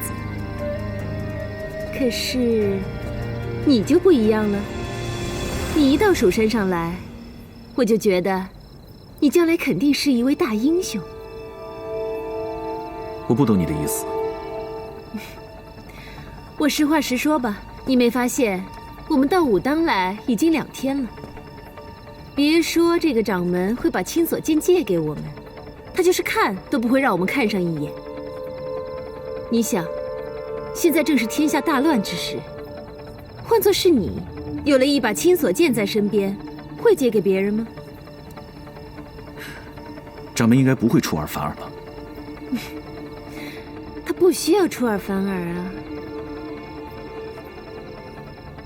他只要拖着我们，让我们知难而退。不过，你不用担心，碰巧我知道他的另一个秘密。什么秘密？我知道青锁剑藏在哪里。你想我去偷剑？哎，话别说的那么难听嘛。弱肉强食，谁有本事谁就得到了。蜀山借剑本来就是件光明正大的事，不用偷抢拐骗吧？你再好好考虑清楚啊！你不用那么快回绝我的。你身上有赤魂石护体，武当山上所有的机关都不可能伤害你的。等你拿到了剑，我会告诉我爹，是你为蜀山立了大功。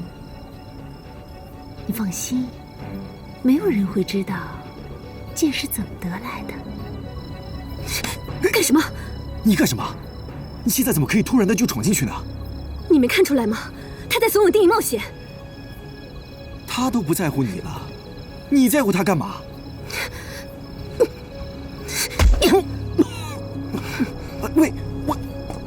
喂，哎，丁颖房间不是在这边吗？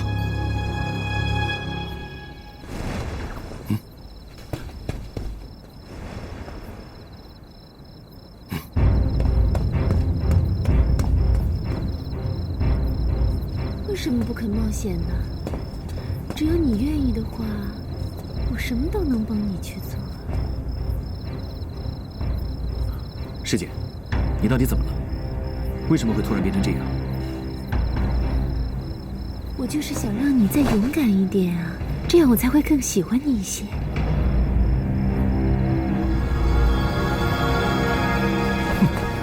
大师兄，这其实是个误会，不必解释。夜深了，我送你回去。放开我，我不走。大师兄，本来他是来说青锁剑的事，我不知道为什么他突然就变成这样。今天发生的事情，明日我自然会找你问清楚。在一切查明之前，你最好离他远一点。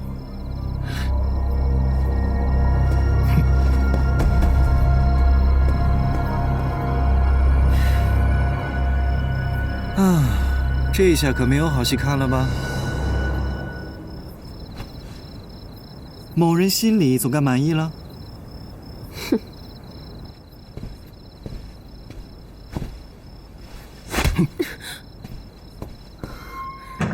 你干什么？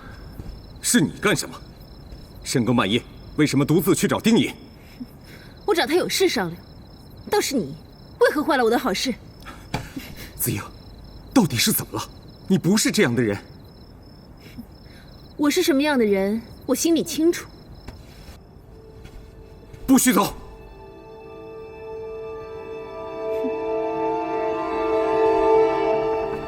大师兄果然比丁隐有魄力多了。我没想到他这么假正经，害我费了不少唇舌。你们这些人也真是笨呢。像青锁剑这等宝物，向来都是等着有缘分的人去得到的。你以为桐原奇真的会把剑借给我们呀？哼，他明明就在武当，有本事的话可以自己去拿呀。你刚刚找丁隐，是让他去偷剑？他体内有赤魂石，原本是最好的人选。可是他实在是太蠢了，竟然不懂得利用自己的力量，还拒绝了我的好意。不过大师兄你就不一样了，大师兄是这个世界上最厉害的人，只有你才能够得到青锁剑，才能够得到我的心。到时候我们2个人得到紫青双剑，做一对神仙眷侣，你说好不好啊？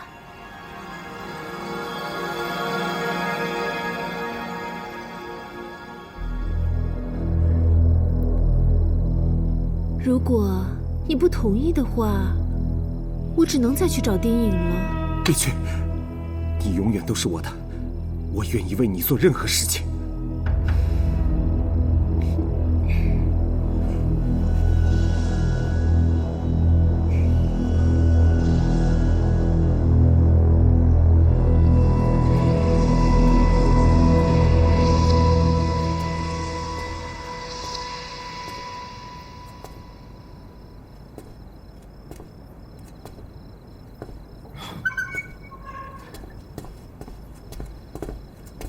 大师兄，我希望你不要多想。多想？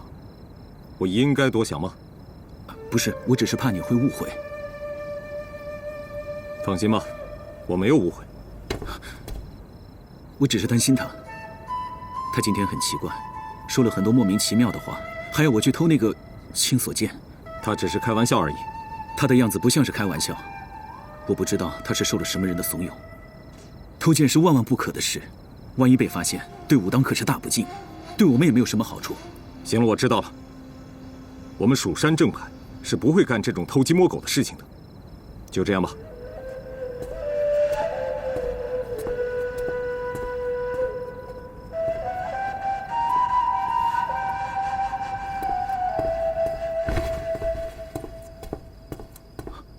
玉少呢？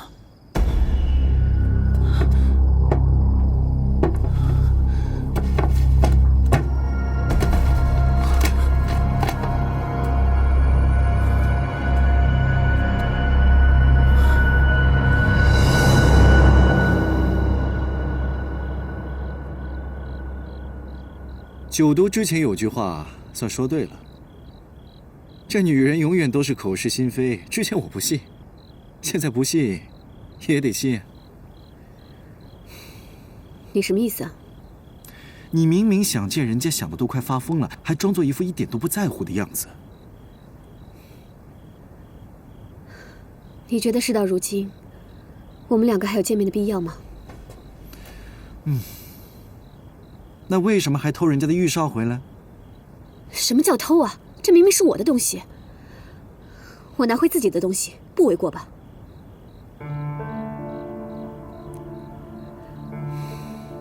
就当是给他一个信号，让他不会再有念想了。我看你想传递的根本就不是这个信号吧？你明明就是不死心，心想着丁隐对你还有一丝的念想，好发现玉哨丢了之后再回来找你。我自己的想法我自己清楚。你现在脑子里还有什么想法？你现在满脑子应该都是丁隐吧？他随便说一句话都能轻易的攻破你的防线。倒是我，不管对你说什么，你永远都是无动于衷，爱答不理的。好了，就谢谢你安慰我吧。不够，得报答我。既然你已经把电影的玉哨拿回来了，拿着2个多不方便啊，不如给我一个，我勉强不嫌弃用那个电影用过的。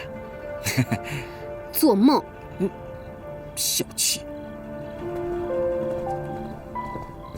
小心。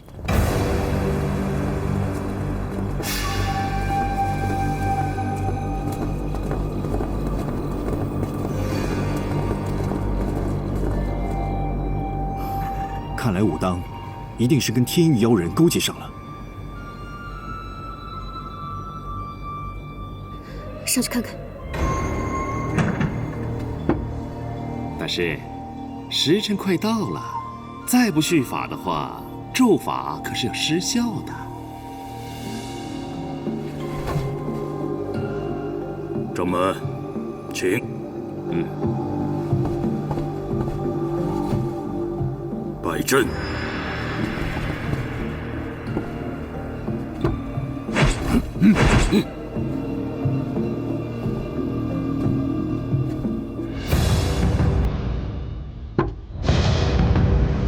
起阵。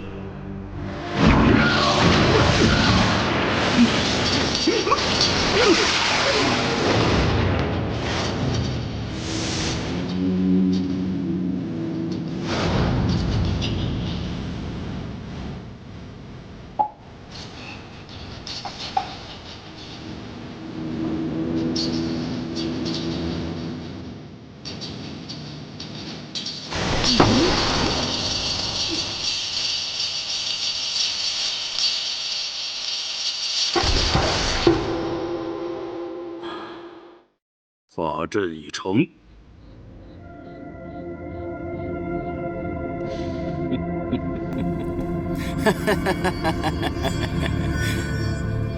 大师，您请上座。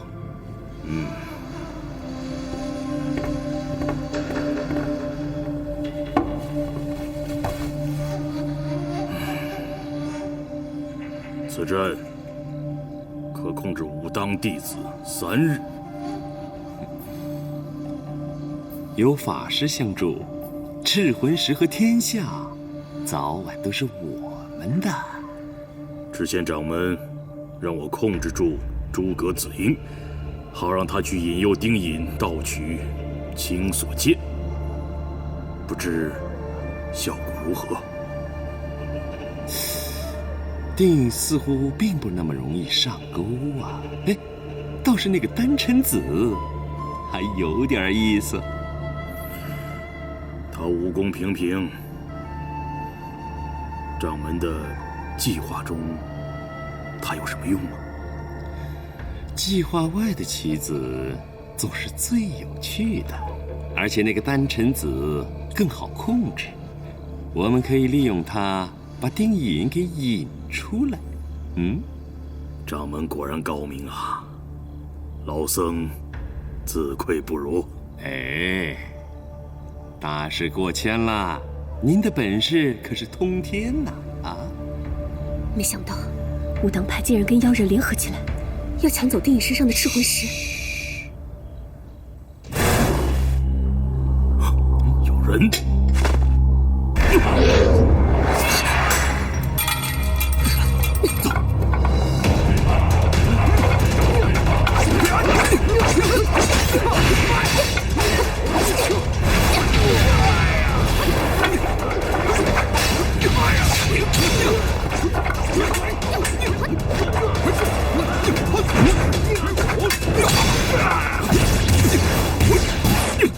魔宗的人为何来我武当凑热闹？我平时最讨厌人家鬼鬼祟祟、偷偷摸摸的。我还在想，武当上上下下怎么一派死气沉沉？原来是你们在搞鬼！哼！我派素来与魔宗的人井水不犯河水。若你们识相的话，我可以放你们一条生路。谁放谁还不一定呢。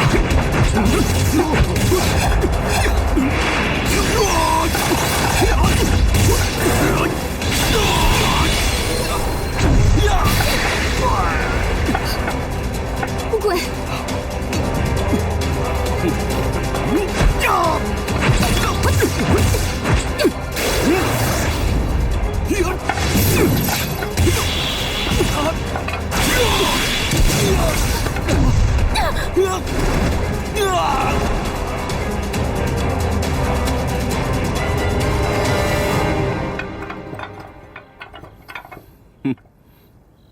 自量力。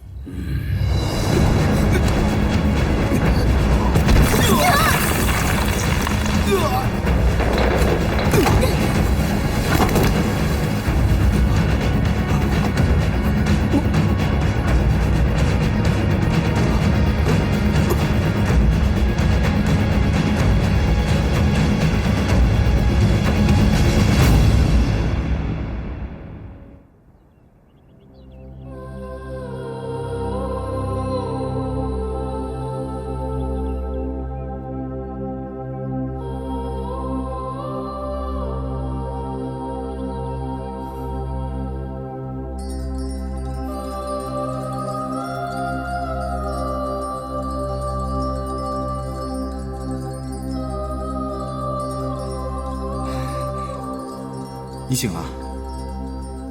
你怎么不叫醒我？我看你睡得很香，舍不得叫你吗？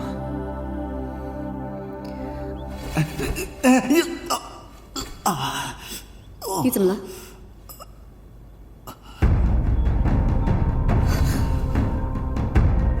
你怎么受伤了？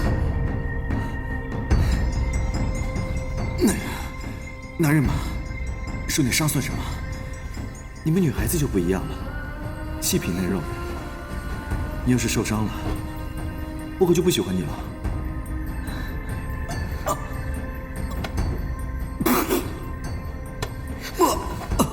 你怎么还受了内伤啊？可能是刚刚在上面中了天宇妖人的毒了，现在毒才发作。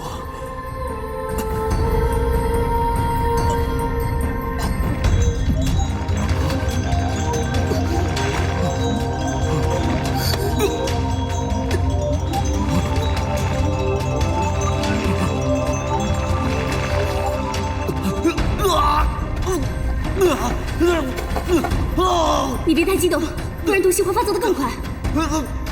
就毒！你个混蛋！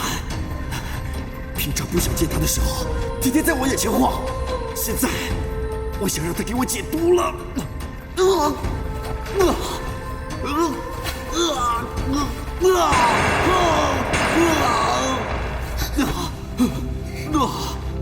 我知道你很难受，你先忍耐一下，我想办法救你。说真的，我真的没有想到，树上还有这样的好事。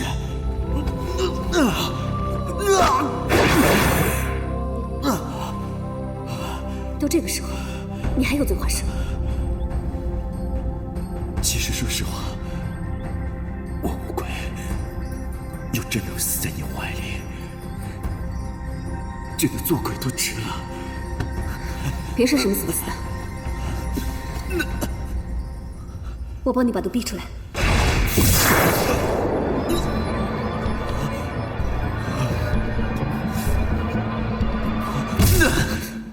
连我中什么毒你都不知道，你就贸然用你的内力帮我去逼毒，算了吧，你走吧。你不用管我了，我不会丢下你的。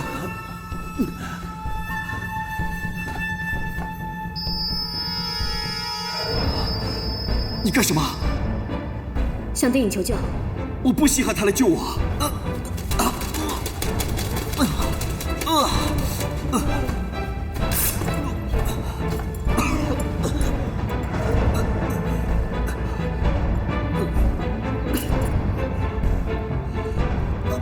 你我如今困在这里，只有丁颖才能帮上忙。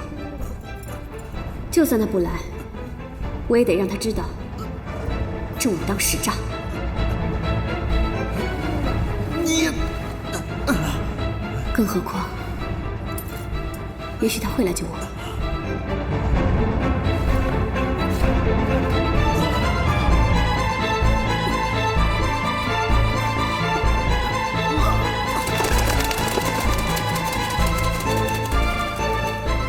丁颖，你会来救我的，对不对？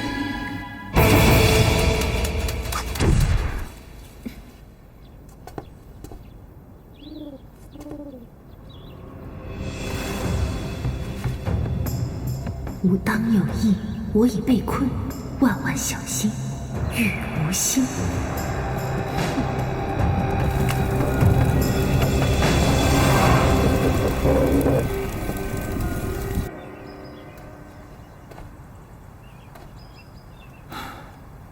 子英，你真的要去偷剑吗？今日我看武当弟子已经开始练阵了，此时正是好时机呀。就算是要去，可这光天化日之下，武当上上下下又都是弟子，肯定会有所防备。就因为是白天，大家都觉得安全，这样才会疏于防范。而且啊，我已经从桐原启的口中探得了藏剑密室所在。到时候我助你一臂之力，一定万无一失的。可是这……怎么？你怕了？我不是怕，我们毕竟是蜀山弟子，不应该做这些偷盗之事。而且师傅他……我爹不是说要你以大局为重，一定要把神剑取回吗？你以为在这里这么求着桐原启，他就会乖乖的把神剑给拿出来啊？没了青锁剑，蜀山如何守护苍生？你又如何向我爹交代？哼，畏畏缩缩，这点小事都办不好，以后我爹怎么放心把蜀山把我交给你？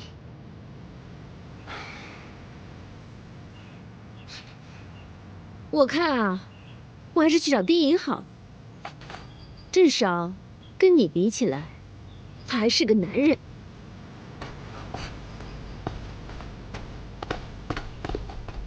别去找他，我去。大丈夫做事不拘小节，我能变通一次。这才对嘛，这才是我的大英雄、大掌门。